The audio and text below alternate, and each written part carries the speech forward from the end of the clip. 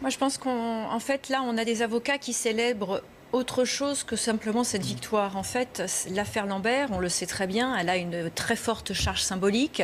C'est la question du droit de mourir dans la dignité, c'est la question de la remise en question de la loi aussi, et on sait très bien que la famille de Vincent Lambert est instrumentalisée aussi dans cette cause parce que il y a cet enjeu-là, c'est de remettre en cause la loi pour la déconstruire. Instrumentalisée par qui ? Mais elle est instrumentalisée, on va dire, d'une certaine façon par deux camps. C'est-à-dire, d'un côté, il y a ceux qui voudraient bien que cette loi, eh bien, finalement, soit déconstruite et qu'on ne puisse plus avancer vers des traitements palliatifs qu'on arrête. Et puis, il y a ceux qui voudraient qu'on aille plus loin, dont je fais partie, et qui considèrent que la loi Clay-Leonetti n'est pas suffisante et ne répond pas d'ailleurs à l'affaire Lambert.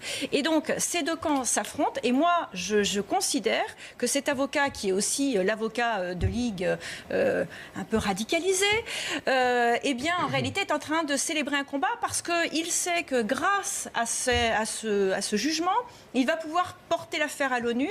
Et on sait que l'ONU, c'est un endroit où agissent aussi un certain nombre d'intégristes. Et moi, ma crainte, c'est que l'ONU rende un avis qui soit ensuite suivi par la France, qui risquerait très probablement de déconstruire la loi. Et ça, c'est vraiment le danger.